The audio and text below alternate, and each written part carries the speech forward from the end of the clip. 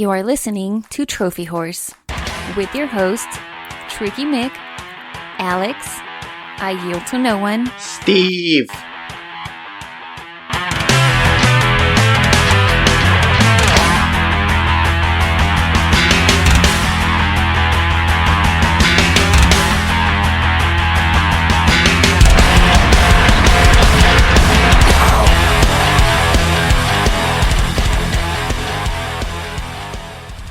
Hello, everybody, and welcome to Trophy Horse. This is episode 349. That's right, one away from the big 350.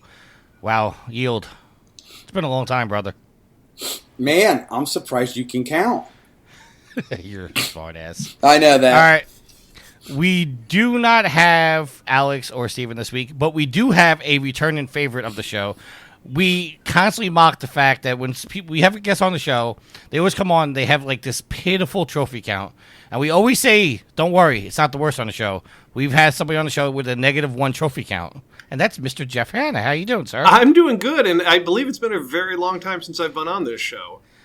I think it's been almost 2 years now. Well, okay, was I a THQ employee or not? Because I'm a THQ employee again, and it'd be funny if I only ever talked to you when I worked for THQ. I don't remember. If it was only 2 years ago, then no, I wasn't, because now I'm THQ Nordic. They bought Koch Media a few weeks back. A few months back. So Jeff, for anybody that new listeners to the show, you know, I do this every time you come on.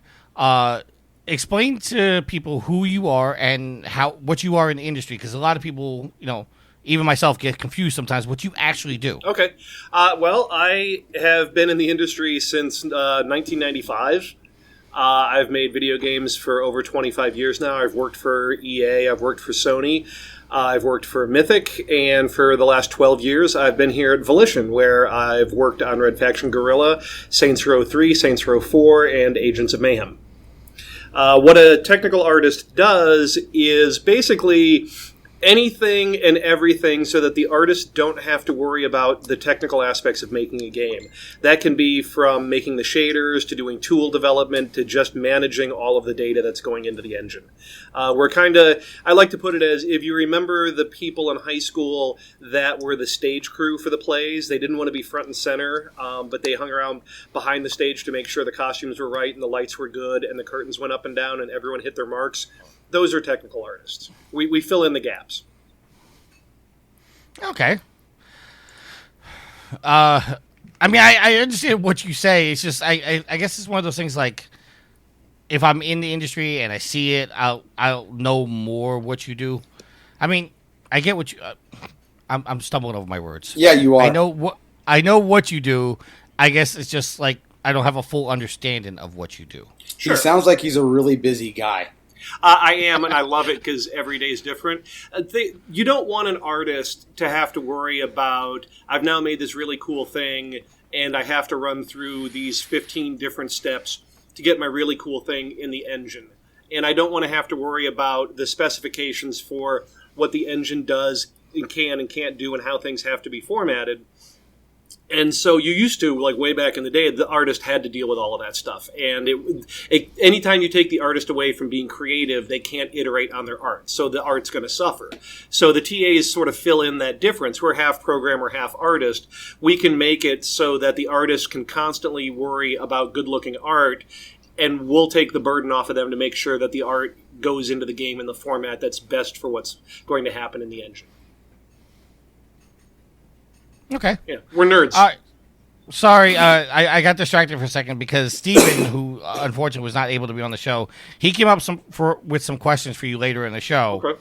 But I just told him we started recording, and he said, please ask Jeff this. Please make Summoner 3. Thank you.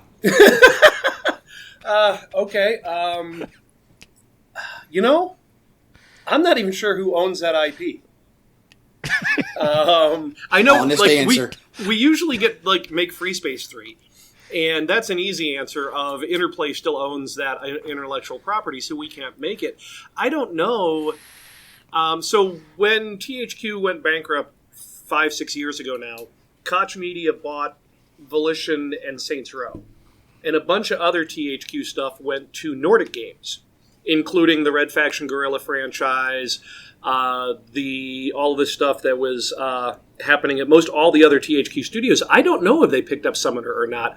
But now that we're owned by THQ Nordic, we have access to all of those IPs again. So who knows what the future holds. All right, so let's do as we do every week and give you an updated trophy count. I am level 35, total trophies of 9,026 with 89 platinums. Alex is level 30, total trophies of 6,591 with 98 platinums in 97 games. Yield? I am a level 26 with a trophy count of 5178 and a platinum count of 79. Steve is level 14 with total trophies of 1,843 with 5 platinums. Sid is still killing it with level 31, total trophies of 7,063 with 110 platinums. Jeff? Level 0, total count of -1, and I forget the story about how I got that to go negative. 0 platinums. I'm a 14-year member of Xbox Live, and my gold count on Xbox Live is 29,016. All right. Impressive. The story with you having a -1 is because it had something to do with the development kit and like Uncharted, but I forget what that was.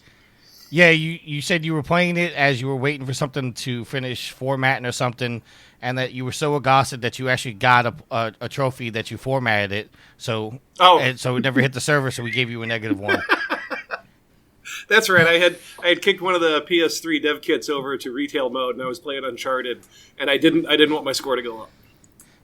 That's awesome. All right, so our next section is what we're playing. Now, I know this is dangerous with you, Jeff, because you probably can't tell us what you've been playing totally. So, I've got a good one I've been playing story. Go ahead. I've been playing Rocket Ranger. The 30. What the hell is Rocket Ranger? Okay, Rocket Ranger is a 31-year-old Amiga game. It's a World War II serial. And you're the dude. It's like the Rocketeer, and actually, there's a whole long story about how CinemaWare and Disney kind of fought over the same IP. And I think it was CinemaWare that just said "F it" and made the game without getting the license to the 1930s serial and just called it something different. But to be able to take off, the minigame is you have to hit the joystick button right as your guy's feet hit the ground, and it has never worked well in an emulator.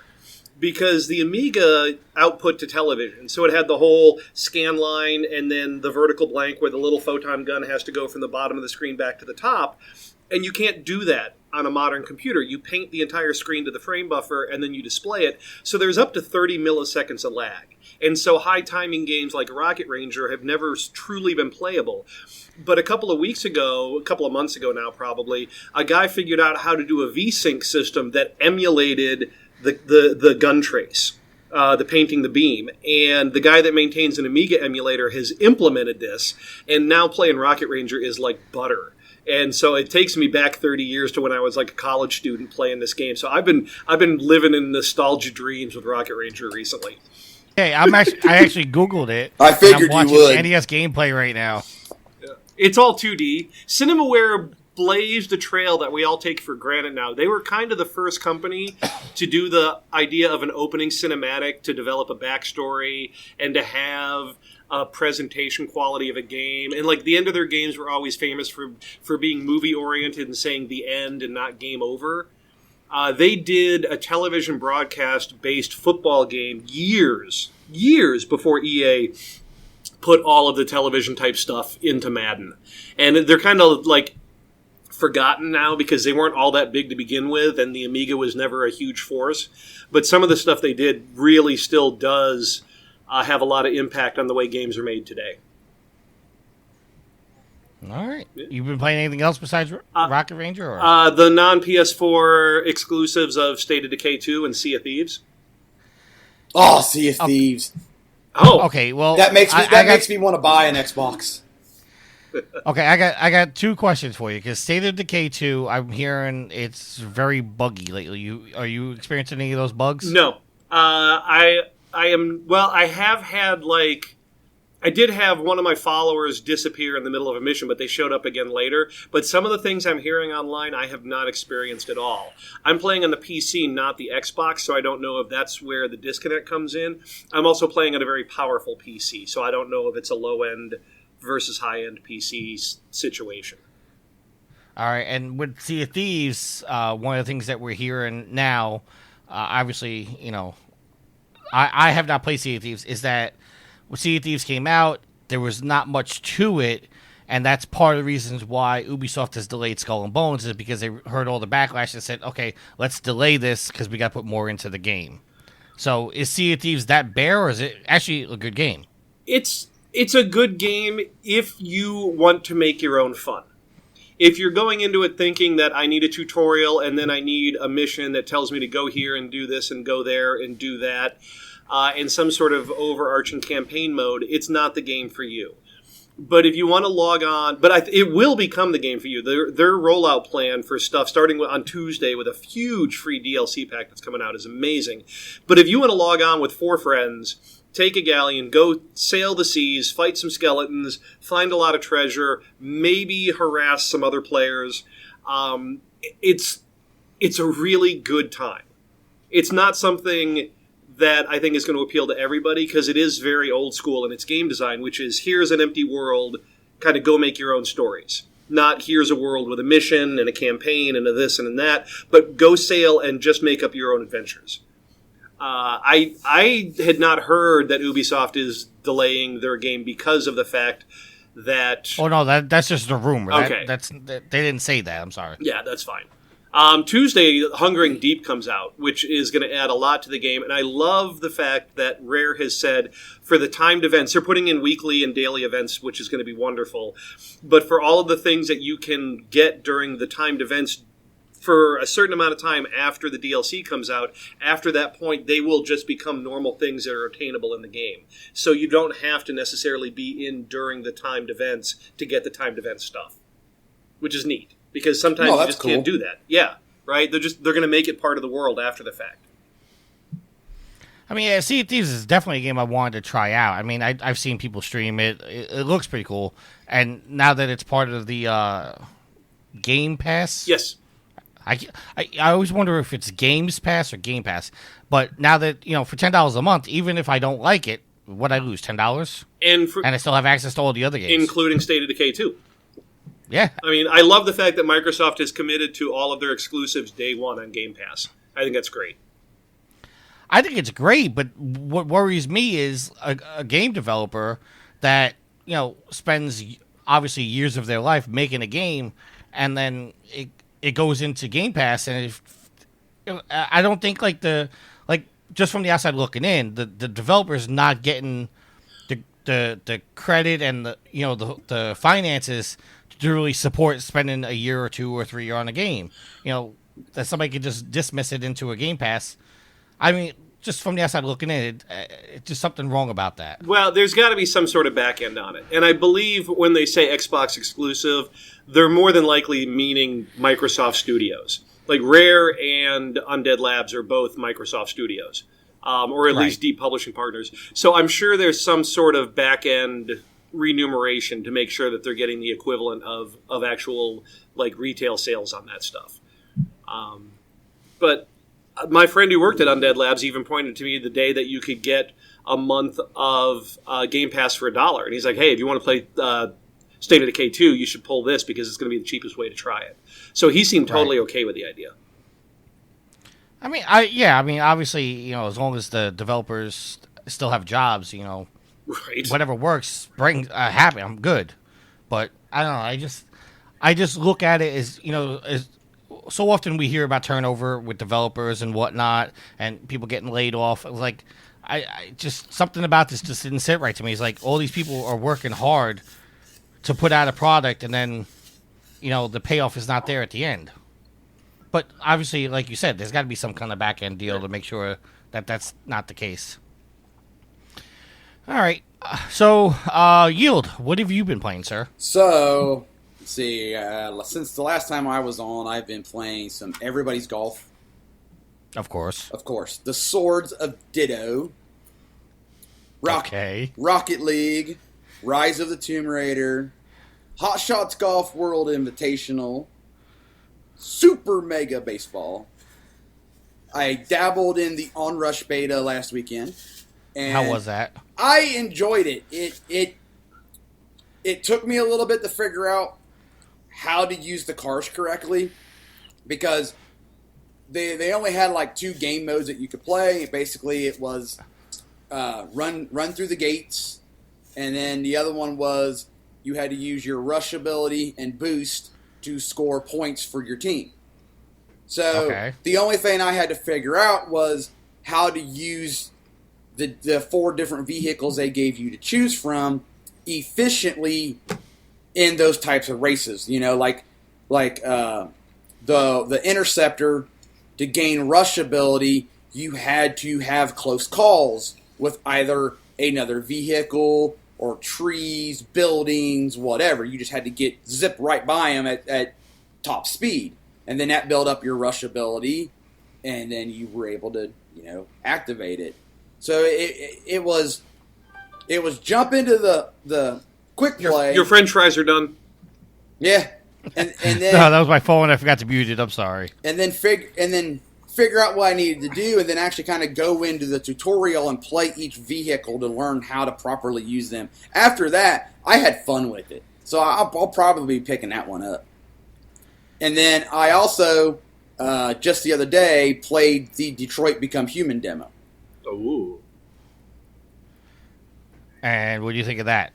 I was slightly disappointed that the demo that they gave us was kind of the same thing that we saw from the E3 demo last year. I was kind of hoping the Connor hostage crisis on the roof. Yeah, I was kind of hoping for something different, but still, I liked and was a little concerned that when you were done, it showed all the branching stories that you could have done. Well, I shouldn't say stories. It showed all the branching trails that the story could have went, and it only had the story highlighted that you actually did. And then when you went back and replayed it, if you played it differently, then it highlighted that one, but it still had the other ones opened up saying, hey, you had this path unlocked, now you just did this one.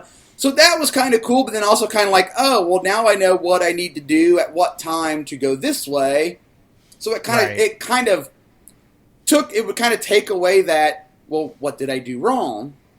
But at the same time, I'm kind of like, well, it is pretty complex, and I can see where if you make this choice here, it goes here and there and back to here, and so I can see why they did it, but I enjoyed the little demo that I played of it. The cool thing I like about the demo is because and it's going to set it off right now, if you have an Echo, you can use Alexa to help you with the situation. So as I'm sitting at my desk right now and, I'm streaming or I'm doing whatnot, as I'm playing the game, if have a question, all I have to do is turn to my thing and ask it the question, and it will answer my question for me. So it's like having my own personal Android sitting next to me as I'm playing the game. Gotcha. I wonder what that tie-in was with that. It's pretty cool. So does that mean that an Android in the game can tell your Alexa to change your Nest thermostat and bake you out of your own house? Like we're really getting into scary territory here. Did you name your Android? I did not. Oh, I was going to say, because is everybody's Alexa, or did everybody change their Android's name? See? Well, Alexa is just the wake up name for this. See, it just woke up. But I actually have 3 of them in my house, and all of them answer to a different wake up call. So I don't have them all going off at the same time if I ask one to do something. Gotcha. And then the other 2 are surreptitiously recording you and then sending it off to a random contact in your contact list. You saw that news story, huh? I did. Just wait until you get the newest and greatest one. They decide to take your dad's handgun out and shoot you. Well, I did notice this a couple weeks ago with mine, because I have the show, which is the one with the big screen. You got MLB? Alexa bought it for him off Amazon. That the screen that's up there now, if you walk away from it for a while, it goes into kind of like a screensaver type thing. And then when you walk in front, it recognizes you and all of a sudden pops up. So the camera's always on. Because it recognizes that I walked back into the room. And by screensaver, you mean Amazon ads? No. It just goes to a black screen with just the time. Oh. But it at least Until sees motion in the room. Huh. Until the next update, and then they're going to start having Amazon ads. Yeah. Jeff, do you have one of these? I have no smart device. Well, that's not true. Well, no, it's not a smart device. I have a Kinect. And I have the camera covered. And the only reason I still have the Kinect connected, is there's a wonderful little $25 media remote for the Xbox. And the Xbox is my TV set-top box. Netflix, Amazon Prime, over-the-air channels. It's all run through the Xbox. The media remote's IR sensor is built into the Kinect. So if I ever get like an Xbox One X or one that doesn't have a Kinect sensor, then this wonderful little universal remote's not going to work for me anymore. And I'm old and stodgy, and I don't want that to happen. Well, they do sell the adapter, so you can use the Kinect on the X and the S. I believe they're discontinuing that because they're not making the Kinects anymore. But I don't need an X yet because I don't have a 4K TV, and I have no intention of buying a 4K TV. So. Man after my own heart. I've got 2 kids to put through college eventually. I don't need a 4K TV. Well, Jeff, I'm going to sell you on one of these right now. Okay. Because I'm gonna give you what I think is the best skill that this thing does. What, the So, 4K listeners- the 4K TV or Alexa? Alexa. Oh, okay. So I'm gonna the listeners, my voice is gonna go away, but Jeff and Yield, you guys are gonna hear me just fine. I just got to put the microphone closer to the Alexa. Here we go. Ready? Alexa, ask for a fart.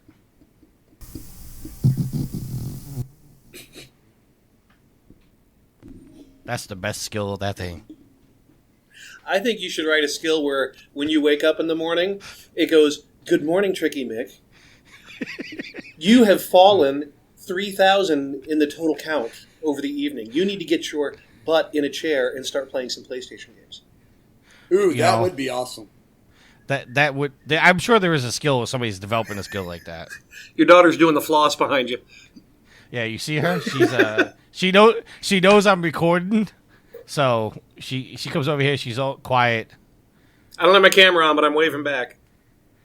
Jeff says he doesn't have his camera on, but he's waving back. Did I tell you who Jeff is? No. Is he a new person? You seen when Daddy plays games like Agents of Mayhem and Saints Row? Yeah. He helped making those games. Oh. Okay. All right, go back. She's over there playing Detroit. Oh. So, is that... Eh. Okay. We won't go off on the age rating rant. Well, okay. I was going to get into that when I was saying what we're playing. So we'll get back to what we're playing. Yeah, the only game I've been playing all week is Detroit Become Human. I got that. Actually, no, I take that back. I also played Ghost Recon Wildlands. But I'm playing Detroit, and it's pretty. I love the game. It's it's definitely a David Cage game. You take that for what it's worth. Yes, it will be polarizing. Yeah, but I'm sitting there and I'm playing the game, and it's one of the games that I actually got the goddess to want to play. She actually kicked me off my TV today because she wanted to play that. I saw her playing that earlier today. I'm recapping The Ranch, which I think is one of the best shows on Netflix right now, because the next part of it's coming out on June 15th. And she looks at me and goes, "Can you stop watching this so I can play Detroit?" And I was like, you know what? Happy wife, happy life. And I gave her the controller. But Sweet Mama D is watching us, and she's making the choices. So I started thinking about it like this. It's in a very adult game, but I decided to let her play it. Obviously as I'm watching and I'm interacting with her, and as she makes decisions after she finishes every chapter, I asked her. I said, "So, what do you think about your decisions? What do you think you could do differently?" Because there's actually a scene. This is a little spoiler, but I'm not going to use any names or any context, where a character dies. Yeah. I figured Big that. I spoilers. kind of glanced over the trophy list. I figured somebody kicked the bucket. So That's how I feel when I asked get her. one. I asked her. I said, "What could we have done differently? Like, what decisions could we have made differently to prevent that from happening?" Now, I'm using it as a learning experience more than just sitting here saying, here's a controller, go play the game." So yeah, I'm a little hesitant on letting her play the game because of the adult content, but I'm also one of those parents. You can criticize me if you want, that believes I should not shelter my kid from everything that's going on in the world. How dare you, sir? Okay. She's got to be aware of her surroundings, so she's not just smacked in the face with it one day and doesn't know how to react. I was being facetious. I think the ratings are great in the store, but it's always up to the parents to decide what the kids can play. I've let my 12-year-old and my 10-year-old go on a sail with me in Sea of Thieves, which arguably shouldn't be allowed because they shouldn't be online before the age of 13, right? But they've done it. It ended horribly, but that happens. Well, it's also like did it end horribly for them or for you? Yeah, the ship sank. Oh. It's also because I got the PlayStation VR, and they say that nobody under 12 should be using the VR. But I don't see the thing if there's a demo in it where she literally just puts a headset on, she sits in the chair and just looks around. It's the shark demo where I put the headset on her, and all the parents out there, you shouldn't be letting me play it because she's only 9 years old. It's probably one of those extended things. If they're going to do it, it should probably be very limited since they're young, still developing, blah blah blah. That would be my take on it. Yeah, I kind of took the warning as like you shouldn't play this under 12 just because of the fact that it could mess with your eyes because people obviously get motion sickness and stuff like that with VR. So. But she was literally the demo was literally you go into a shark cage, it drops you into the water, you don't move around, you just look around. So kids under 12 shouldn't play VR, and no one over 12 is still playing VR. Hey-o! Oh! Zing! I love you, Jeff. You don't change. That's the best part. All right, so let's get into our topics here. A little bit of bad news.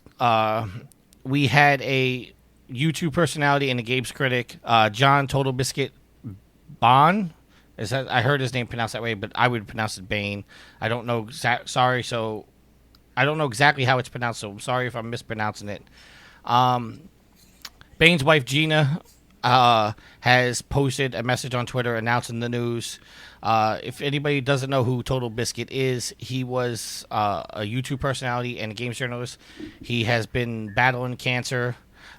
He was originally diagnosed with bowel cancer in 2014, which went into remission, but returned and spread to his liver and his spine last year.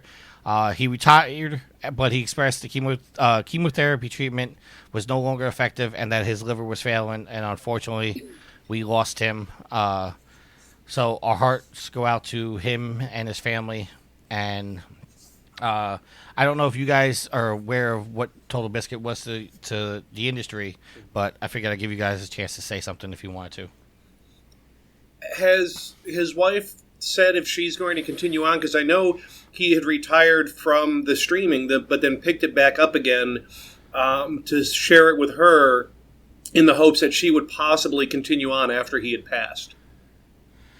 In the article that's from IGN, all it says is he planned to continue streaming and making videos with his wife until his passing and hoped to see his channel go on with her at the helm of his legacy. I don't know if she's going to continue on with it after his passing. It's probably a little too early for her to decide. Yeah, I do know there is a GoFundMe that's set up to help with the finances and all the bills that are going to be piling up. I don't have that information. I think it's, if I remember correctly, I heard somebody say, I think it's GoFundMe.com/Total Biscuit. But I will research that and I will put the link in the summary of this podcast if you guys want to go and donate some money to help out. Yeah, I mean, it's very sad news. He was only 33 at the time of his passing, so taken way too young. That URL is correct, and it's at $191,000 out of a $200,000 goal at the moment. That's awesome. In 2 days. Yeah, that's very good. So okay, so it was the right link. Yep. All right, so GoFundMe.com/Total Biscuit.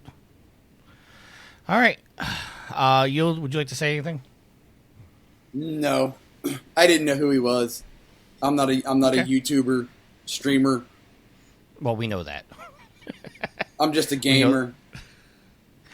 All right, so from one bad news to another, Telltale's Wolf Among Us 2 Season 2 has been delayed. The second season of Telltale's The Wolf Among Us has been delayed to 2019. Telltale Games revealed the delay, citing, quote, fundamental changes, end quote, at the studio. Telltale saw a company-wide restructure late last year that resulted in layoffs of 25% of its staff. Telltale revealed that despite the delay, it's committed to exploring new ways to tell our stories and will use the extra time to focus on quality, but also to experiment and iterate in order to craft something truly special. And I am okay with this. All right. Go ahead, Jeff. I am too, but at the same time, or shortly thereafter the layoffs, there was a lot of press about toxic work environment at Telltale. So I really hope that they can turn the corner and get a studio culture that works and is respectful for the developers and start getting the quality products back out. I just hope they change their engines because their engine needs a massive overhaul. That's all I'm saying. I love their games, but their engines have something to be desired. But they've been using it forever. Yeah, that's true. All right, next bit of news. God of War sales have topped 5 million in the first month. That's knucking futz.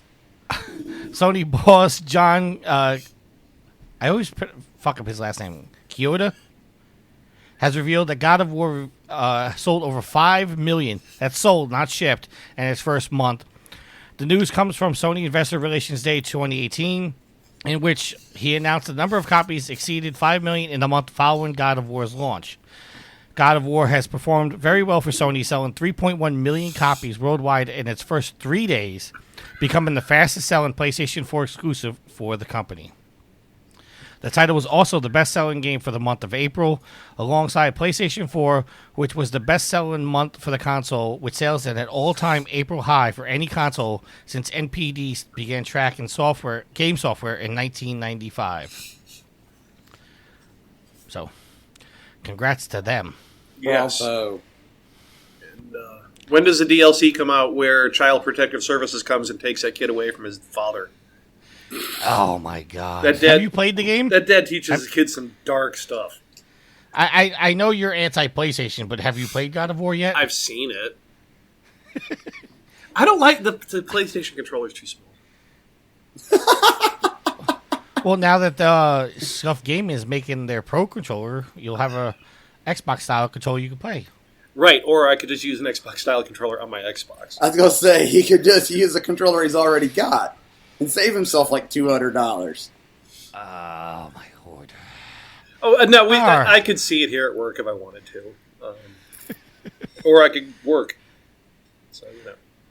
Well, we would. You could work and see it at the same time. Or I could fire up Rocket Ranger. Or you could do that. Which I play with a 360 gamepad. Oh my lord! All right, going in. We said that God of War was the best-selling game for the month of April. The other top-selling games for the month of April were Far Cry 5 for number 2, MLB The Show number 3, the Labo Variety Kit for number 4, 5 I'm sorry, Donkey Kong Country. I thought you said Labo. I did say Labo. Number 5 was Donkey Kong Country Tropical Freeze. Number 6, Mario Kart 8. Number 7, Grand Theft Auto 5, the game that will not die. Number 8, Call of Duty World War II. Number 9, Mario Odyssey. And number 10 was NBA 2K18. Grand Theft Auto has now sold over 95 million copies. That's the game that will not die. No. No. Unbelievable. Crazy. All right, so at this time, we're going to throw it across the pond to Sid for this week's Sophie's Trophy. Hey guys, how you all doing? Sid's back again with Sophie's Trophies episode 39. This week, guys, as promised or told, I'm doing Dark Souls. Now, I will be honest, guys, I haven't actually bought Dark Souls Remastered. I checked out the trophy list, and unfortunately, it is the same as the PS3 version of the game, which kind of annoys me, guys, because I really don't want to do all the upgrading weapons trophies again, and they have added no trophies from the DLC. Very lazy on From Software's part. I think they could have done something there to fix the trophy list a bit, because I know people weren't very happy with the way it went. But that being said, guys, I'm using the Dark Souls 3, beg your pardon, I'm using the Dark Souls PS3 list, because it is the same list, and it will give you a general idea of the Dark Souls remastered trophies. Now, bear in mind, guys, all these rarities, like I've just said, are from the PS3 version, because quite a lot of the trophies, I'm guessing, will not have been got through the remastered yet. So, with all that being said, let's get on with it, guys. As always, the Platinum Trophy is the Dark Soul. Obtain all trophies. Congratulations. Very rare, 6.2%. Bear in mind, I will repeat this one last time, guys. This is the PS3 list. So it's a very rare 6.2% trophy. I'm happy to be one of those people, which is one reason why I really can't be bothered going through the exact same list again on the remastered. I will buy it because it's Dark Souls, but I'll wait till it comes on sale. Okay, second trophy, here we go. To Link the Fire. Reach To Link the Fire ending. This is a rare 28% trophy. That is, like I say, no good ending, no bad ending, but let's just say this one is the good ending. Okay? And Dark Lord. Reach the Dark Lord ending. So this is a 19.2% rare trophy. There are quite a few steps involved in reaching the Dark Lord ending, guys. You have to break the game's route, as in do things you wouldn't normally do. And I think this one involves going down to... I forget the area, guys. It's been a long time since I played it, but going down to the bottom area of the game and fighting the Four Kings before you do certain other things. You have to be quite well versed in the game's mechanics and how the game works to do that, though. Knight's Honour. Acquire all rare weapons. This is a 6.5% very rare trophy. Just what it says, find all the weapons, guys. You get some from bosses cutting off their tails and things like that, so be mindful when you're fighting a boss. If it has a tail, try and cut the tail off and you will get the weapon. Otherwise it will be New Game Plus where you will have to attempt this. Wisdom of a Sage. Acquire all sorceries. This is 11.7% very rare trophy. Again, just acquire all sorceries. Bond of a Pyromancer. Acquire all pyromancies. This is a 10.4% rare trophy. Prayer of a Maiden. Acquire all miracles. 7.3% very rare trophy, guys. So yeah, all those three, just play through the game. It will take multiple playthroughs, as in all Dark Souls, because you will have to do certain things through certain playthroughs to get certain things, if that makes any sense, guys. Okay, the Covenant trophies. Covenant Way of the White, Covenant Prince's Guard, Covenant Blade of the Dark Moon, Covenant Warrior of Sunlight, Covenant Forest Hunter, Covenant Dark Wraith, Covenant Path of the Dragon, Covenant Gravelord's Servant, Covenant Chaos Servant. Right, so guys, I'm not going to go through all the trophy rarities on them. They do vary from 20-something% up to 40-something%. You will get them as you go through the game and agree to join a covenant. Now, this is the one that really annoys me, guys. They should have sorted this out. Strongest weapon. Acquire best weapon through standard reinforcement. So, an easy enough one, just standard reinforce your weapon. That is a rare 23.6% trophy. But then we come to crystal weapon.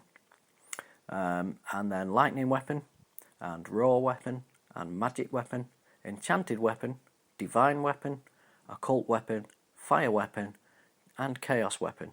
Now, I wouldn't mind this so much, guys, but they all use the same upgrade materials, and I'll give you an example. Now, bearing in mind, this is me talking through my arse, but this is the best way I can explain it. Say you were doing an occult weapon, and you got up to an occult weapon +5. You could then either carry on with the occult weapon +5, or change it to a fire weapon,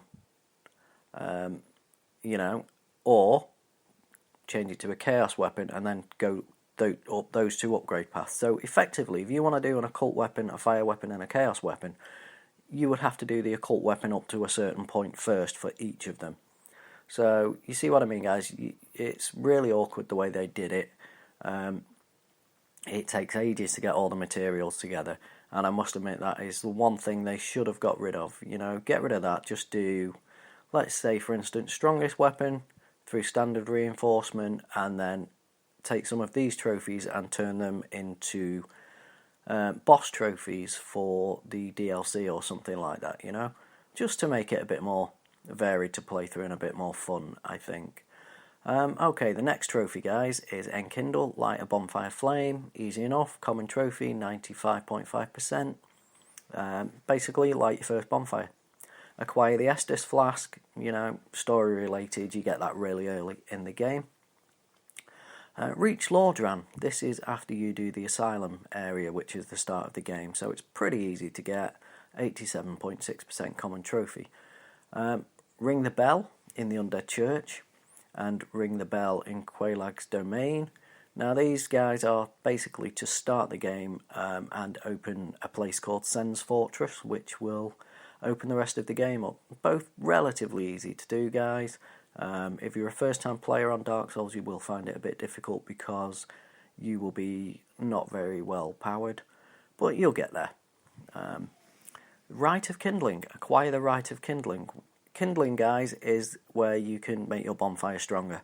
You get it quite late on in the game, and you can go around and make all your bonfires +5, which when you start a new game is brilliant because it gives you more Estus flasks and things like that every time you rest at a bonfire. Art of Abyss Walking. Acquire the Art of Abyss Walking. Now this, I've just remembered what that area is called, guys. It's called New Londo Ruins. And you need this ring to fight the Four Kings. But to get the dark ending, you have to do it before you do something else that I cannot remember. So I'm sorry about that, guys. It's been a very long time. I mean, I got all these trophies in 2011. So it has been a while. Reach Anor Londo. Arrive in Anor Londo. Rare trophy, 48.7%. Pretty easy to do though, guys, if you're just playing through the game. The Lord Vessel. Acquire the Lord Vessel. Now, you need this to play the end game. It unlocks the end section of the game. It is a 45.6% rare trophy. You get it after you beat, I think it's Smo and Ornstein. You get the Lord Vessel after you beat them.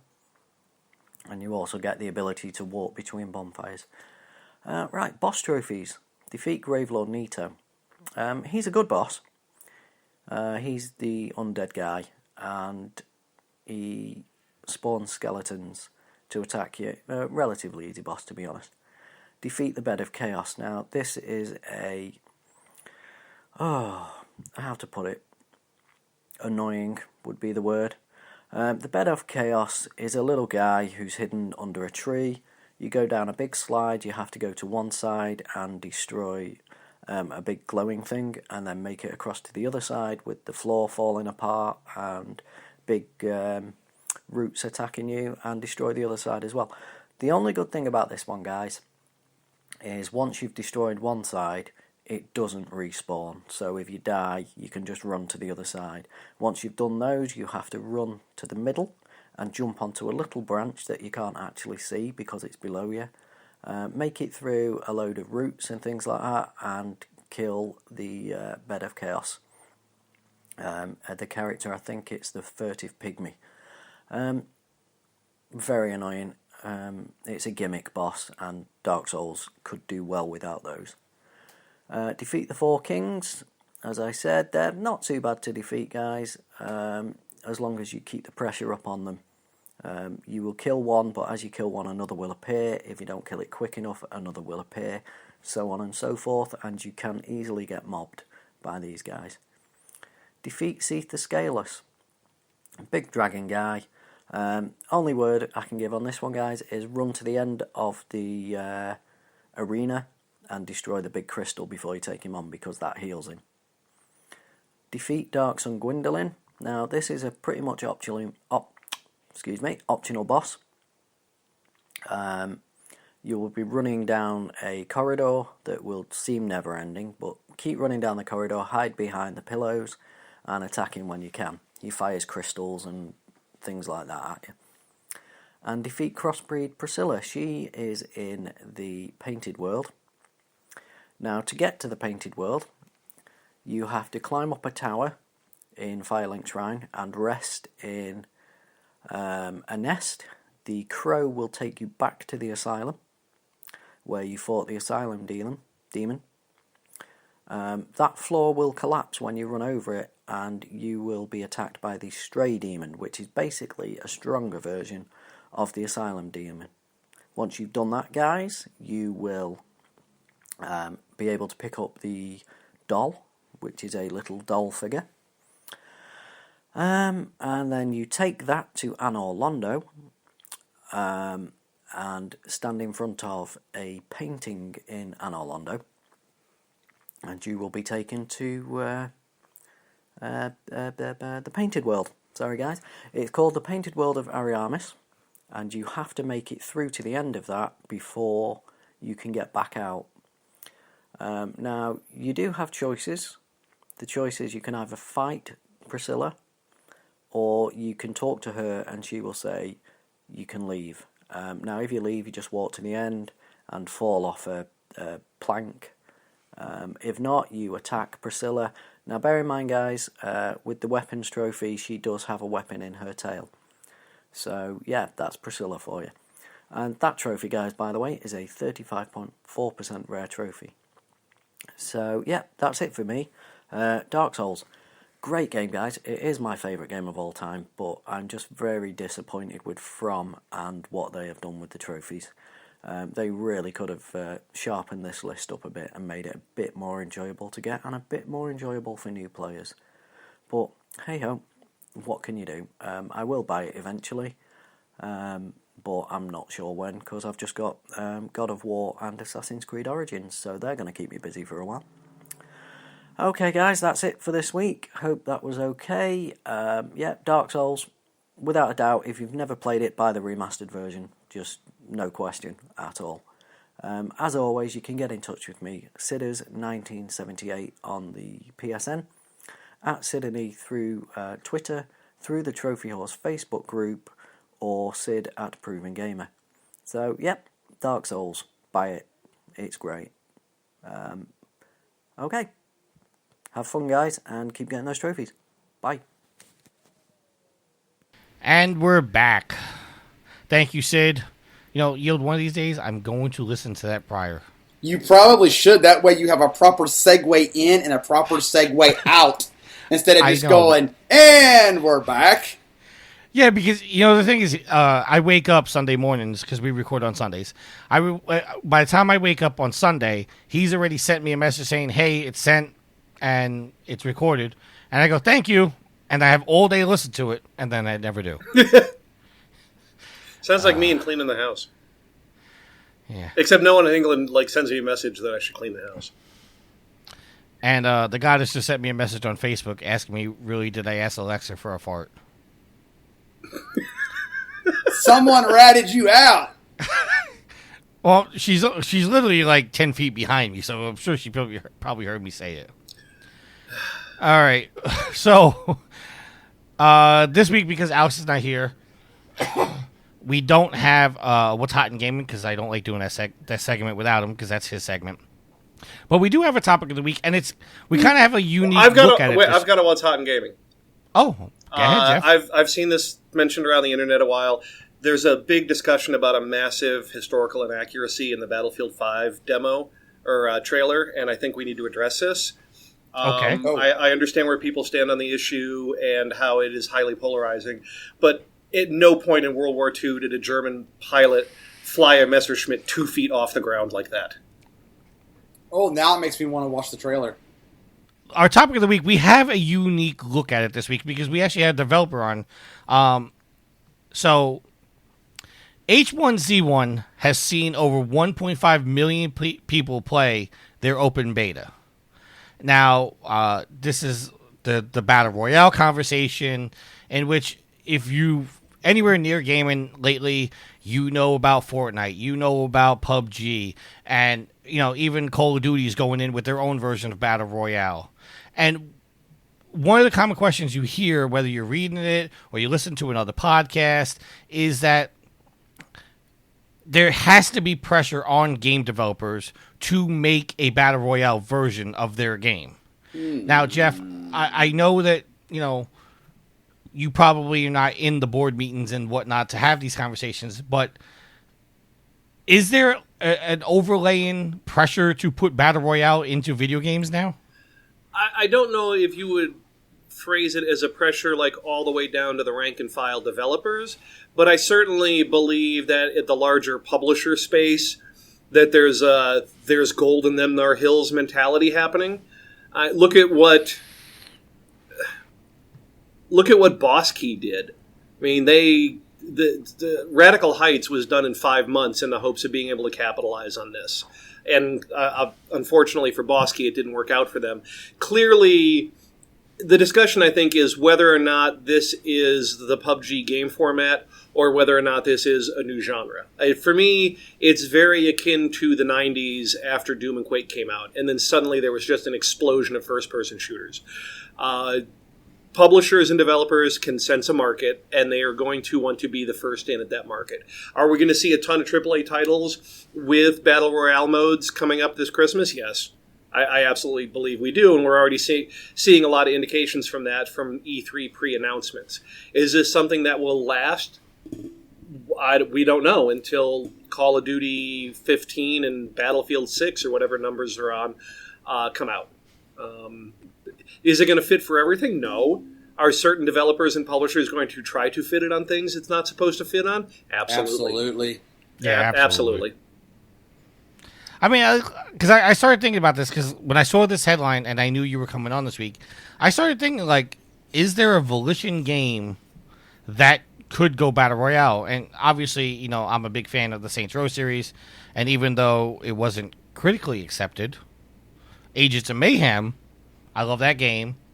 I couldn't see either one of them doing a Battle Royale type thing, so I was like, it bogs my mind. Like, I understand it's a very popular, and as you said, is it a genre? It's a very popular mode in games right now. Right. Like, I don't think everything needs to be Battle Royale. No. Absolutely. Sorry, Jeff, go ahead. If I had to pick a Volition title where it possibly would have worked in multiplayer, I'd have to say Red Faction Guerrilla. That's like one of the last titles we did where there was competitive multiplayer. The Saints Rows have been cooperative multiplayer, although there was some competitive in Saints Row 2, and AOM was entirely a single-player experience. Red Faction Guerrilla had the capture the flag modes and variations thereof, so it possibly could have worked there. But we clearly right now are not making games where it fits. Right. Bravo. I'm waiting for Goat Simulator Battle Royale. I would play the crap out of that. Oh my gosh. I don't even want to think about that game anymore. I never touched that game. I refuse. But they're always really good about doing the meta-narrative and making fun of other genres. I am really surprised they haven't done even a faux Goat Simulator Battle Royale add-on. Oh, you probably it's probably in the works. I hope so. You were going to say something before. I was going to say, is this Battle Royale thing really going to be a genre? Or is it just because a couple of developers have hit the nail on the head. It's something that really hadn't been done, and everybody's flocking to it because it's new. I think also dating back to the 90s, what you're going to see is Fortnite and PUBG will hold the line as the games that only feature it as their genre. Go back to the original Capture the Flag mods and like the Team Fortress type mods, where those were standalone experiences as add-ons to previous games. I think what you're going to see is it will be adapted into many games as a multiplayer mode, just like Capture the Flag was. It's just another form of play for people in a multiplayer space. I don't think, like, Battlefield 5 is not going to be entirely a Battle Royale game. It's going to have a Battle Royale multiplayer mode. And I think the same is true for Call of Duty. I think you'll see it subsumed into that sort of system. And while there will be a gold rush early on, Radical Heights notwithstanding, of other companies trying to make this is just a Battle Royale product, long term it won't live like that. That I would be fine with, as in we're going to introduce this as a game mode. Because I'm just, not that I've played any of the Battle Royales. I understand the concept. I'm just not a fan of those because I'm better at team-based games than I am just all lone gunmen, do it all myself. So, right. To me, when I hear all these things of, we're doing Battle Royale in our game, and everybody, that's all everybody wants to talk about, that I'm the type of person, I'm just like, okay, so now I'm not going to pay attention to your game anymore. On to the next one. See, my only problem with Battle Royale is because when it comes to PUBG hit, it was a hit and it was great, and then Fortnite came out with it, and we know the controversy with them saying that Fortnite did PUBG wrong and all that other stuff.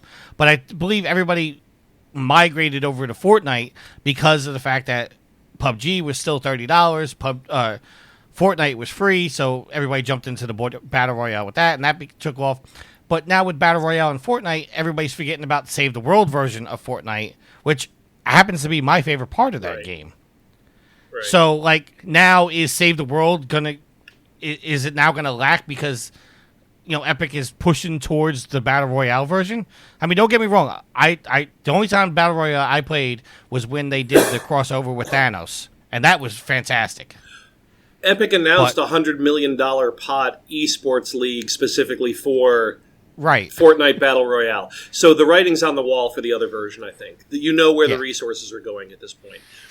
To give credence to it's going to be a mode, if you read about what's actually going to happen in Battlefield 5, now I don't think Call of Duty is going to be like this, but Battlefield 5 doesn't have a dedicated Battle Royale mode. It's got the typical, like, the Grand Operations mode where, like, the two teams battle through different sequences, and if you get to a stalemate, that triggers a final, like, lightning fourth round, and that round will be more of a Battle Royale type of round to enforce the fact that there will be only one team or one survivor from either side at the end of it, as opposed to just letting the thing end in a draw. So I think that's an interesting adaptation of the game mode to fit into a game, a Battlefield game, that is specifically about side versus side and not necessarily every man for himself. World War II was not about every man for himself. So that'll be interesting to see how that plays out. All right. So, Jeff, yes. At this time, Steven was not able to be here, so he sent in 4 questions for you. Okay. Yes, no, 35, and the Battle of Hastings. That is exactly correct. All right. So, the questions are... number 4, because I'm going to go in reverse order because I think they get the number 4 is a little silly question. All right.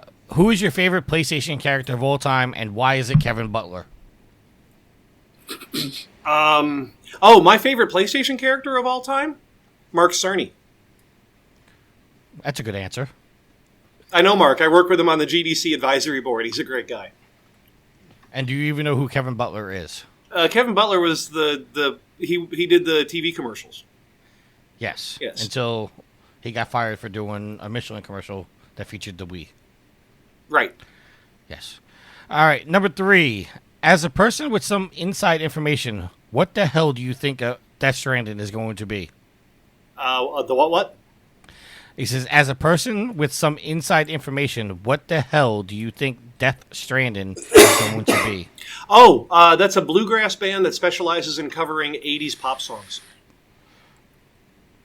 Okay. That sounds amazing.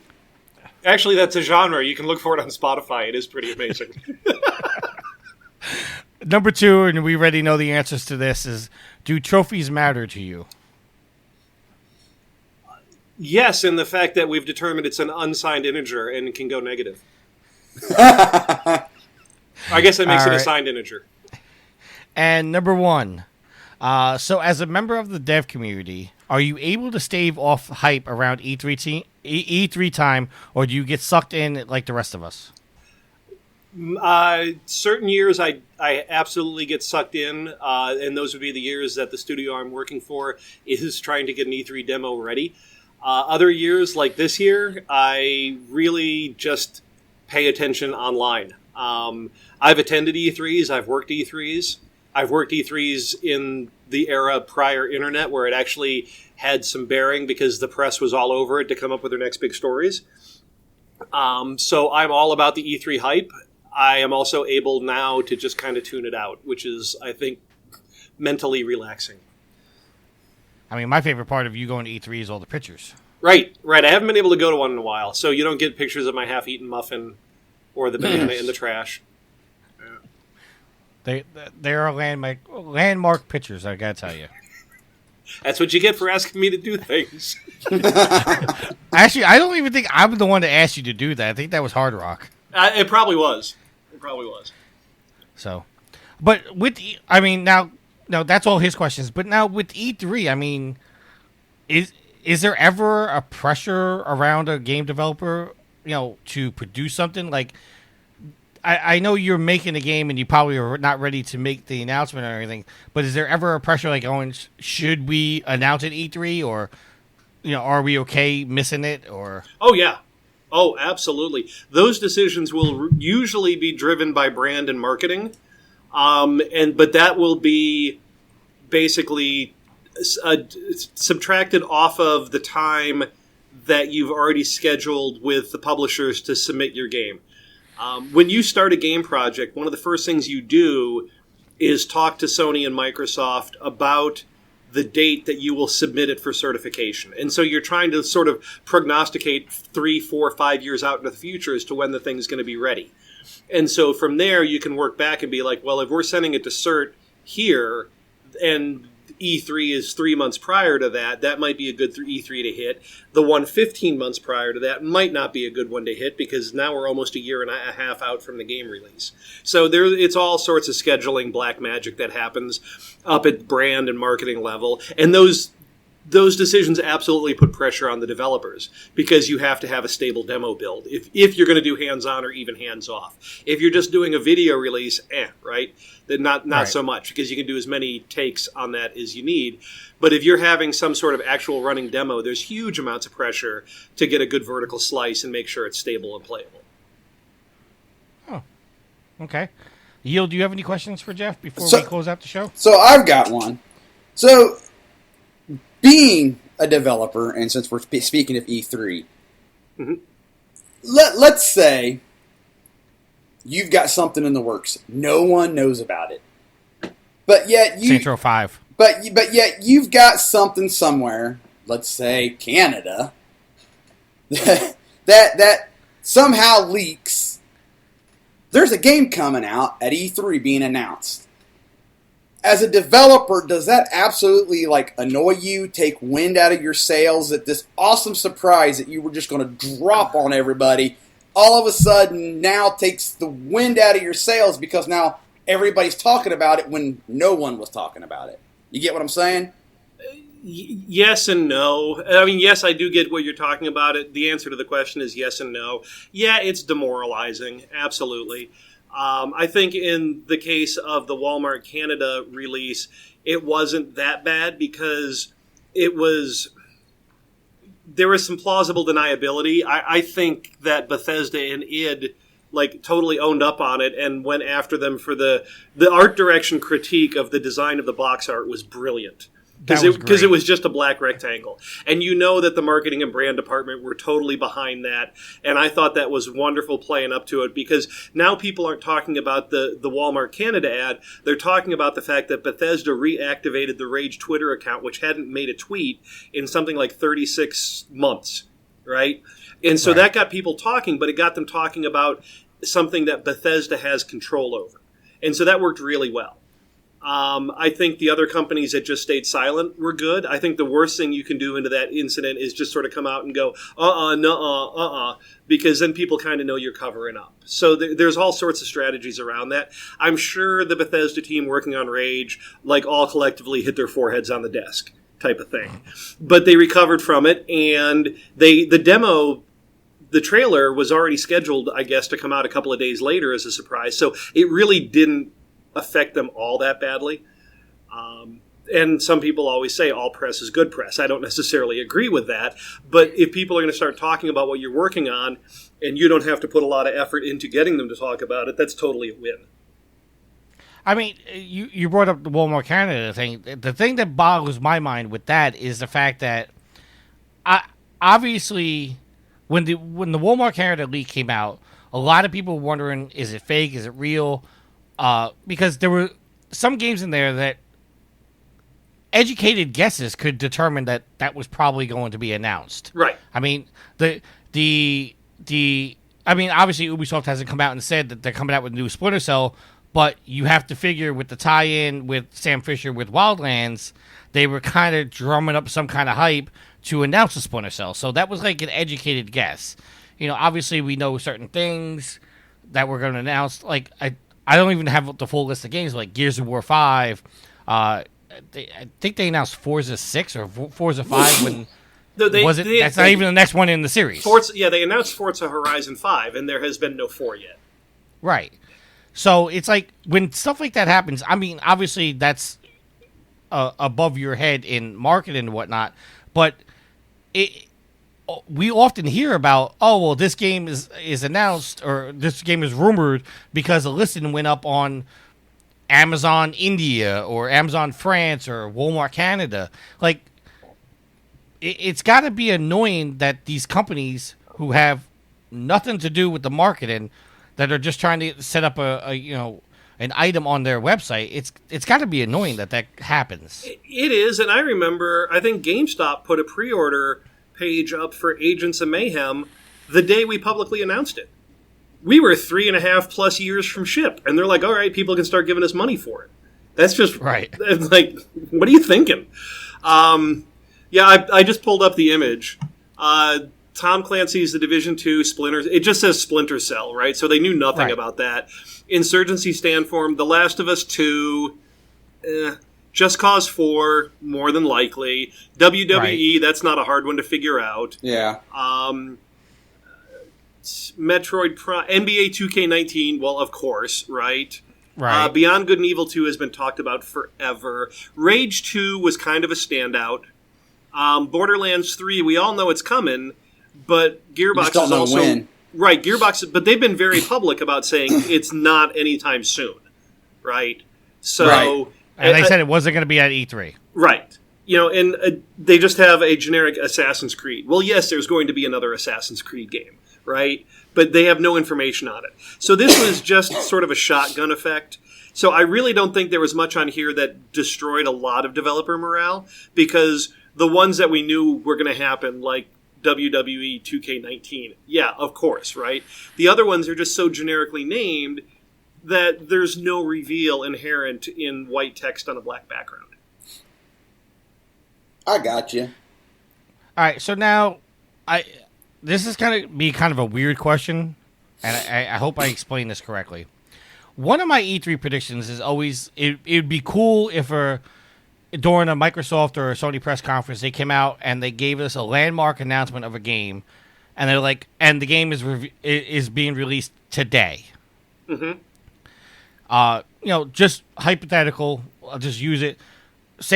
Now, I have no inside information, and I'm not asking Jeff to confirm this or anything like that. let's just say you guys have been working on Saints Row 5, and you come out on E3 and you go, Saints Row 5, here's the announcement, here's the trailer, and it's released today. Could that realistically work without it leaking? Because obviously the games and everything would have to be at GameStops and Amazon and Best Buy, all that buy stuff like that. Could an announcement like that actually work? Only for a game that's so big it doesn't need that level of advertising. Like, a GTA 6 would work. For anything else, and I can give you a very good example of what happens when you release a game and no one knows about it. Agents of Mayhem. You have to generate the buzz. You have to get the people talking about it and get it in their mind and sort of get the zeitgeist going about it so that they will go online and order it or go into the store and buy it physically. The whole world doesn't watch E3. So having a press conference at E3 that says, hey, we're dropping whatever, and that makes it out to a decent number of streamers and a handful of game-oriented websites isn't the same thing as an actual marketing campaign. And so that's super risky. And at the level of AAA development where we're talking, 3-digit millions of dollars going into a game, no publisher in their right mind is going to risk that on hoping the sales take off from a couple of sentences said at an E3 press conference. They're going to invest tons of money into marketing that game. The global brand manager for Activision about 6 months ago, I read an interview that they were in, and they said Activision's discovered that there's no upper limit on marketing spend that won't at least net you 1-to-1 back on your marketing spend. The result there being you market the crap out of everything, regardless of how good you think it is. And the worst you're going to do is you're going to make your marketing spend back. So there's no need to not go ahead and make the marketing spend. That makes a lot of sense. It makes a lot of sense because I thought it'd be really cool if a developer, somebody just came out and said, big AAA title, here's the announcement. You had no idea this was coming, and you can go to the store right now and buy it. Well, I know. I always thought that would be cool to do. Well, I know Bethesda did it a couple years ago with that Fallout Vault for. Yeah, but see, even when Bethesda did that, they announced Fallout 4, and they said it's going to be out in, I think it was 3 months later. It might have been 4 months later. Everybody had an idea a new Fallout was being made, but they didn't know how far development was. But then when Bethesda came out and said, here's the announcement, and it's going to be out in a couple months. You got Shadow of the Tomb Raider announced now, and we're still, 4 months away from the release. Yeah. You know what I'm saying? I thought that would create so much hype with the developer and the sales. Boom, here's your announcement. You had no idea this was coming, and you go to the store right now and buy it. But I see what Jeff's saying that it would only work with Grand Theft Auto, that you kind of already know what you're getting. It would be hard to come out and drop a brand new IP and go, here's our game, and you can get it today. I mean, would Horizon have taken off if Guerrilla would have come out and dropped the trailer and said you can go to the store and get it today?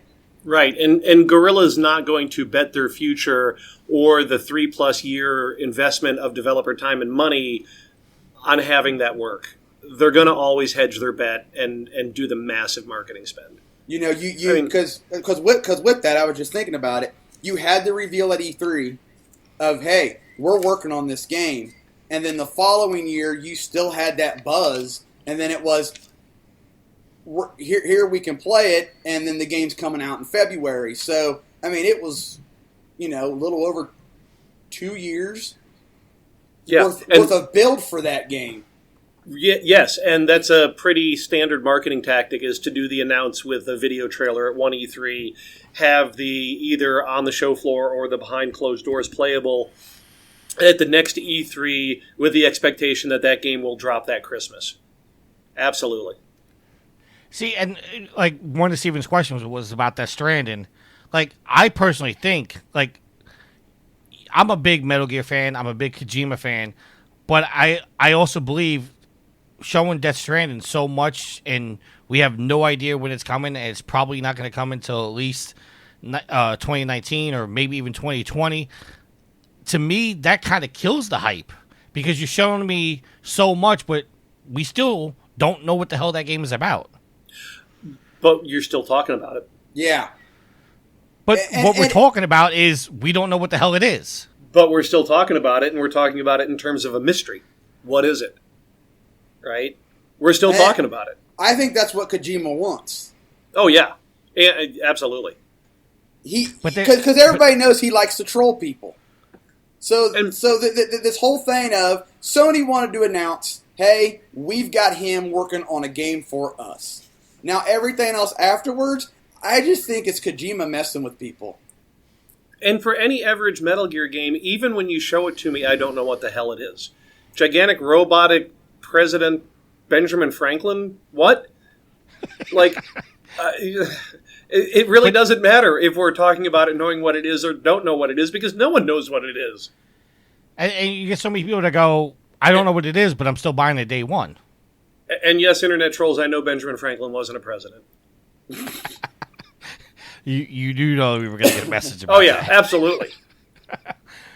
It's just, like, next week we're doing, when we do episode 350, we're going to do our annual E3 predictions. And so far, me and Steven have our predictions already in the bank. Yield has decided to cowardly take the, I'm not going to care about it because he's lost the last 3 times to me. That's fine. I'm not. I'm just going to wait. Because, like I told you, I remember E3s when you would watch it. And, of course, this was before, everybody's all internet 24/7. But when you would watch your E3s and you would read, the post E3 coverage, you would find out about games that you just hadn't heard about. And now it's all about the leaks and whether it's a planned leak or not, and then we've got here's our release. I personally, I would have liked it if we rolled into E3 and then Bethesda come out and goes, look, we're doing Rage and Avalanche, and why am I forgetting the other group? But, these 2 are helping us do it. And boom, here it is. I like those kind of surprises, the ones that just come out of left field. And keep in mind, E3 has always kind of historically happened around this time of the year. But pre-internet, you had to allocate 3 months lead time for press, for magazines to get written. So the stuff that was announced at E3 really wasn't known to the public till almost September, which is right about the time that all of the Christmas sales start to release. With the advent of the internet and the fact that, there is no more dead tree publishing, it's all instantly published, the whole marketing idea had to switch about what happens at E3, because you're not giving information out 3 months ahead of time of when it's going to drop. You're giving information out immediately. So it's everything adjusted to that. And that's why you see a lot of the bigger companies do E3, but also do press events where you can go play the game at a different time of the year, or even big press days where they showcase all of their stuff. Like the Microsoft just did a big State of Decay 2 press event a couple of weeks ago, so that the press could play it and get their reviews written, so that the reviews were ready to go right at the time the game was going to drop. It used to be E3 was the only place you went to do any of that stuff. So that is going to wrap up this week's show. Yield, let's do some housekeeping. Let's clean this shit up. ProvenGamer.com is looking for some staff members, looking for some writers, podcasters, video editors, news reporters, and generalized help with the site. If you're interested in applying, go to ProvenGamer.com, click on the Help Wanted tab, and fill out the application, and I will get back to you as soon as possible. While you're there, be sure to check out all of our articles and all of our videos. Speaking of our videos, they can be found on YouTube by doing a search for Official Proving Gamer. You can also catch me and some other people randomly streaming on twitch.tv/Proving Gamer. You want to get a hold of us, there are several ways to get a hold of us. The first one is our phone number. Yield, what is that phone number? 330-PROVEN9. 330-776-8369. You can also send us a tweet. You can contact the site at Proving Gamer, contact the show at Trophy Viewers, contact me at Tricky Mick, contact Alex at Saundersaurus Rex, contact Yield at I Yield to No One, contact Steven at Batchild27, and contact Jeff at Jeff.Hanna. Twitter is Jeff_Hanna. Underscore Hanna. Sorry. Yeah. I knew it was Jeff Hanna with something in the middle. I thought it was a dot. Now I'm thrown off. If you listen to this podcast, we greatly appreciate it, but be sure to listen to our other podcasts, Nintendo Dual Screens, Game Stuff, and PG Spoilers. Yes, we are still trying to do the God of War PG Spoilers. It's just been bad timing on everybody's parts to get a part of that, so we are still trying to do it. I'm not going to let the curse kill us, Yield. Hey. The best PG spoilers no one's ever heard. You can blame that on Donnie. Yeah, I don't know. Yeah, he's no longer here, so I can blame it on him. If you listen, you can listen to all the podcasts on Apple Podcasts, formerly iTunes, Stitcher, all your various podcast applications on your smart devices, Google Play, TuneIn, and you can listen to Trophy Horrors and Nintendo Dual Screens on iHeartRadio. If you want to get involved in our PlayStation 4 communities, there's one for the site, Proven Gamer. There's one for the show called T-Dub's Brothel, because Shuhei will not let us say horrors on the network. How dare he? Yes.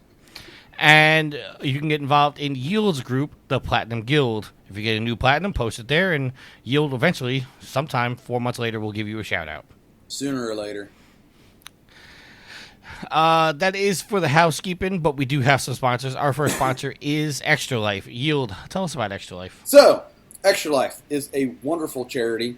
It is a 24 or 25 hour, as it happens to be lately, 24-hour video game charity event. So what you do is you go to extra-life.org and you either play solo, a la Han Solo. See what I did there? No, I don't. You don't? Okay. No. Did you hear what I did there? Yeah, but I wasn't able to put it all together. Okay. Or you can join a team. You can either get your own group of buds together, join a team that's open on the site, or you can join our team, Proven Gamer, because we have one. So what you do is you go get some donations or some monies from friends, coworkers, family members, kids on the street, people on the street, developers, anybody, because, hey, everybody's connected to social media. And what it does is it benefits the Children's Miracle Network of Hospitals, and you can pick whichever hospital that's in that network that you like. You can choose your local one. You can choose one on the other side of the country. Doesn't matter. But 100% of the monies that you collect go to said hospital. Cool. Our other sponsor is Amazon. If you could and would, each and every time you do your shopping on Amazon, stop by Proven Gamer first, click on any Amazon link, and continue with your noble shopping. It doesn't cost you anything extra and does help out the site tremendously. If you do shop on Amazon and you are Amazon Prime, you are also Twitch Prime. So if you can connect your accounts, go to twitch.tv/Proven Gamer, and you can sub to us for free once a month. You do have to renew it every month, but yes, it's a free subscription to your favorite Twitch channel. Hopefully that's us. And if you don't use it, it goes to waste. So all you're doing is you giving them back money. You don't want to do that. All right. I expected some kind of feedback with you, Yield. What? I don't Twitch? Nothing. Oh, never mind. Okay. I'm thinking I should just sub to my own Twitch channel and get the 250. There you go. You could do that. Well, you actually have to be a associate. Oh, I've only streamed twice. Yeah, you have to hit some marker before you're able to even accept subs. Okay. But in the meantime, you could sub to us. I am going to, because my idea for a Twitch channel didn't work out too well. So what was your idea for a Twitch channel, if you want to say that publicly? I was trying to track down a bug in our tools inside of Autodesk 3ds Max. It only happened in startup, and so I wrote what I thought was a fix, and then I wrote a little program to start and shut down 3ds Max repeatedly to see how many launches I could get until it crashed, and I made a big counter, and then I just streamed that for a weekend. Okay. I did fix the bug. I got like thousands of launches before I came back to work on Monday. I only got 2 people joining the channel, though. So. Hey, we all started off with just one. So you're double ahead of that already. Yeah, but I don't know how to monetize it. Speaking of monetizing, you can go to patreon.com/provinggamer, and there are different tiers you can support us with. No matter what tier you support us with, know that it's greatly appreciated. There are certain perks. We are planning to do YouTube versions of our shows, crossovers, where you may get the Trophy Horse hosting an episode of Dual Screens, and Dual Screens hosting Game Stuff, and Game Stuff hosting Trophy Horse. Yeah, it's a bunch of craziness going on over there. But, no matter what you guys do, know that it's greatly appreciated. And that is it. Now it's time for shout-outs. Yield, let's start with your shout-outs, sir. So, first off, I would like to shout out to you, the pimps and the madams of the whoredom. Thank you for continuing to support us and following us down this crazy trip that we do every week. A shout out to Jeff for coming on board this week and recording. Always a pleasure. That was neat, getting some little inside information. Well, not really inside information. Inside look. There we go. I said that totally wrong. Yeah. A twerp you to my brother, Homer Gets Duff, for giving me his cold. Thank you. Really appreciate it on a holiday weekend there, buddy.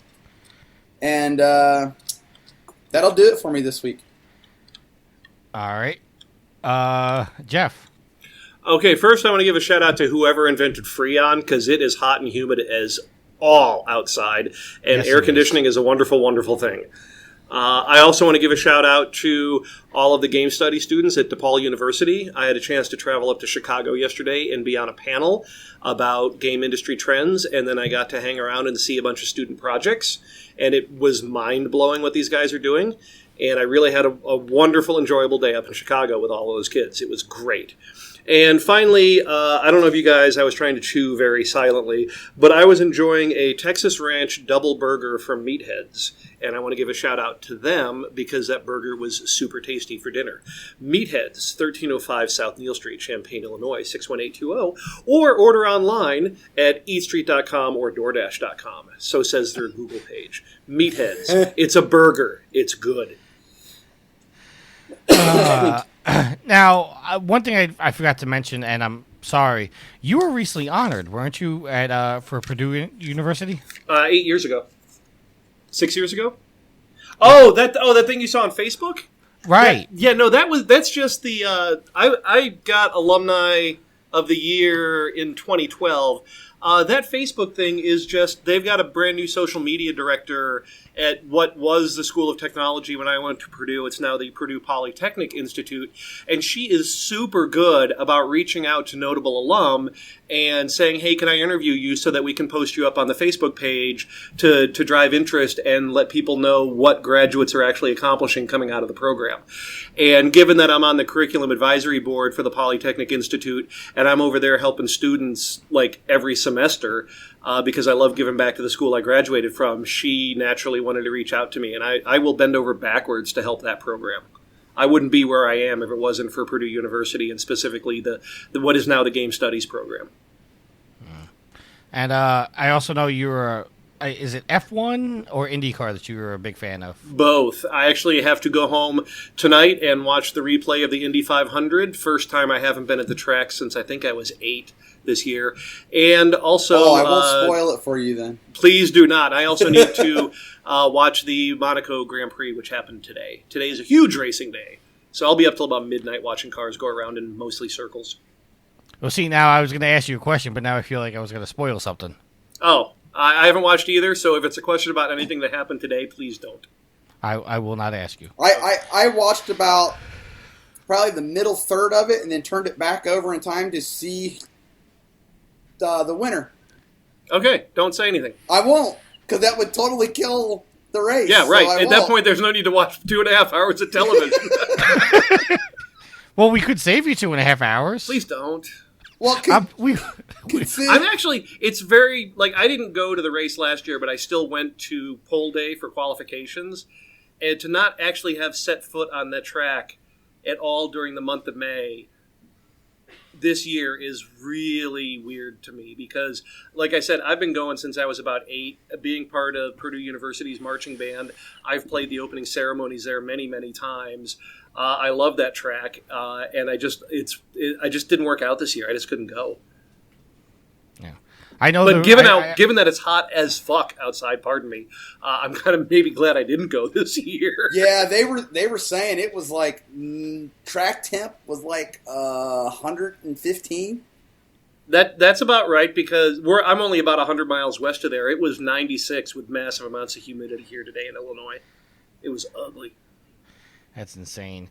I still remember the first time we actually did a podcast together. You're like, "Yeah, I'm going to come sleep on your couch one day." I'm like, "Okay." You're like, "Oh, they're doing a race in New York City." And that didn't work out. So now when I got with the goddess, I said, just so you know and be aware, there may be one day where I'm going to call you and I'm going to say, Jeff Hanna's going to be sleeping on her couch, and she's going to go, who the hell is Jeff Hanna? Because, obviously she's not big into the game. And I'm like, yeah, he just wants to come watch some F1 race. She's like, oh, okay. I'm hearing rumors that they want to do one in Miami now. See, I don't know if I ever told you, and, we could take this out of the show and whatnot, but yeah. they actually, NASCAR, because, I was big into NASCAR before they decided to neuter themselves. But NASCAR was actually planning to build a NASCAR track in Staten Island, New York. Mm-hmm. That's happened where I live. And then, the public and everybody rebelled against it because they didn't want a NASCAR track and all the traffic and all this other stuff. So NASCAR actually backed out of it, but they paid, because part of the controversy was all the traffic. NASCAR actually paid for one of our major highways to get an extra 2 lanes on each side. Right. Yeah. To help alleviate the traffic. Then they kicked them out and they're like, no, you can't build your track here, and they still use that money to expand the highway. Oh, that's nice. Yeah.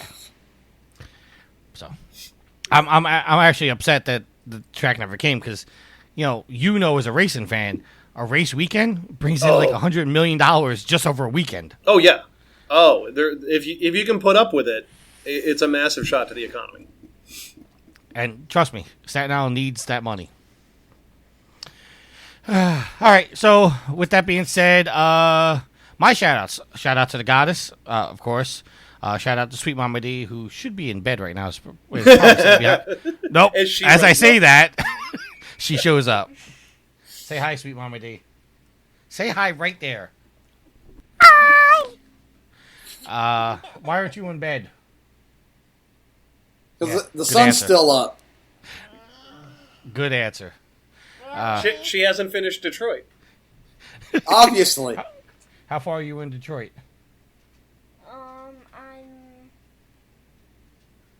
I'm in the part. No spoilers. How far are you? 4 missions in? 5 missions in? You have no clue? What? Go inside. I think like 5. 5. Okay, 5 missions in. 5 or 6. You should make it an all Detroit weekend and then have her binge watch the 3 RoboCop movies. Well, Ooh, the best part is she got into streaming lately, so now really? she wants. Yeah, she.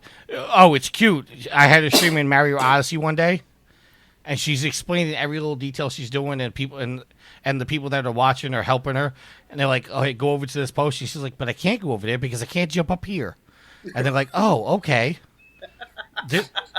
It is the cutest thing. But I'm sitting, of course, as the parent, I'm sitting next to her, making sure nobody's saying anything, vulgar and chat and whatnot. Right. But she will not shut up. And she's like, Daddy, can I stream Detroit? I'm like, no. You're lucky I'm letting you play it. You're not streaming it. Anyway, so shout out to the listeners. Shout out to everybody. Of course, stay tuned to our socials. We're going to be announcing all our plans for 350. It's going to be a live show, much to the chagrin of Yield, who hates being on camera. Hey, I'm too sexy for this camera. But before we get to 350, I just want to tell you, obviously we'll say it next week too. Thank you very much. Without the listeners, without the support of people, like Jeff, who, I met Jeff on an off chance through Sarcastic Gamer and with Doc I reached out to him one day and it was like, Jeff has always been very accommodating, very, very nice guy, very cool dude. I actually, if it wasn't for the goddess, I actually would have flown to GDC to surprise him, but and, like go to like one of his panels and just ask a question like, "Why do you hate PlayStation trophies so much?" I don't hate them. I just fail to acknowledge their existence. It's mutual because we don't care about achievements. Right. See, I'm actually aghast that I actually played Minesweeper and unlocked an achievement. Oh well.